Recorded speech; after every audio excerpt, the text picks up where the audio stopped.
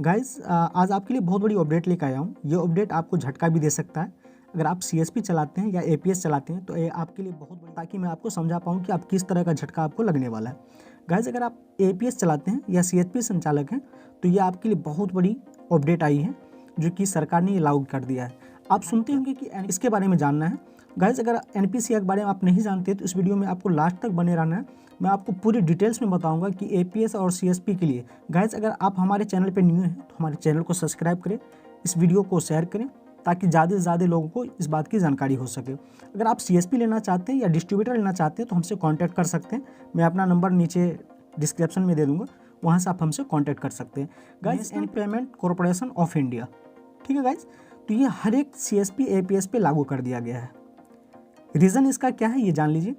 इसका रीज़न लागू करने का ये है कि पहले आप जो किसी का मनी विड्रॉल करते थे, आप एक बार में 10 बार 20 बार 25 बार जितना मर्जी चाहे आप अंगूठा लगा देते थे। उसका ये परिणाम होता था कि पैसा उसका जो है फंस जाता था या फेल हो जाने के कारण आपको लगता था कि पैसा नहीं निकला है, लेकिन वो पैसा फेल हो जाता और कस्टमर का अकाउंट से वो पैसा कट जाता था, जिसमें काफ़ी दिक्कत होती थी। सीएसपी को भीम यूपीआई देखती है, ठीक है गाइस, तो वही इसका सारा लेन देन का सारा हिसाब रखता है, तो उसको काफ़ी दिक्कत आने लग गई। तो इस दिक्कत से निपटने के लिए एनपीसीआई लागू कर दिया है आपका प्रत्येक एपीएस और सीएसपी पे। तो ये बात आपको सही तरीके से आपको इस बात को समझ लेना है कि आप किस तरह से आगे आप निकासी करेंगे ताकि आपको दिक्कत ना होगी।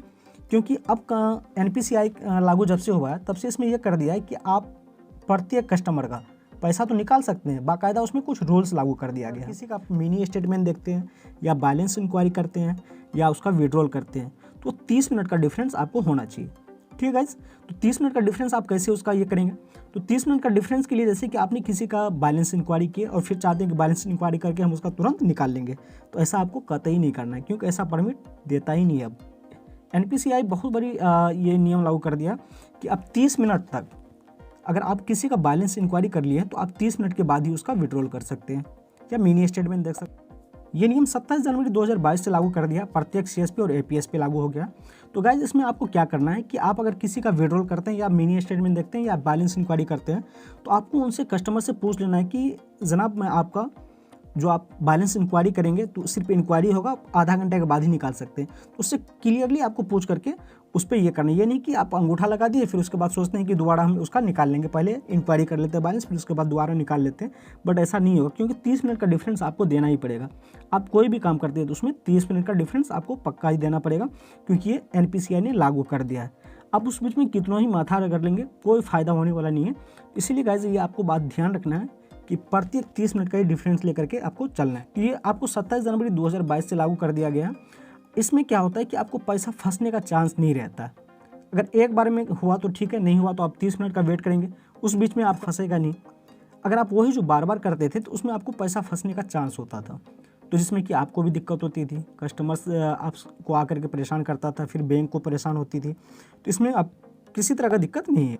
ट्रांजैक्शन रिपोर्ट भी आप आसानी तरीक़े से इसमें देख सकते हैं, कहीं पे दिक्कत नहीं होगी क्योंकि आधा घंटे का डिफरेंस हो जाता है जिसमें कि आपको परेशानी इसमें नहीं होती है। नहीं तो बैंक को परेशानी होती है, नहीं भीम यूपीआई को परेशानी होता, नहीं किसी को इसमें परेशानी नहीं होगा। तो गाइस हमें उम्मीद है कि आपको ये बात अच्छी तरीके से समझ में आ गई होगी। अगर ये बात समझ में आ गया होगा तो हमारे चैनल को सब्सक्राइब करें, वीडियो को लाइक करें, दूसरों तक शेयर करें ताकि ज़्यादा से ज़्यादा लोगों को इस बात की जानकारी हो जो इस तरह का काम करता है कि बार बार अंगूठा दिलवाता और उसका पैसा फेल हो जाता है, फेल होने के कारण उसका पैसा फंस जाता है।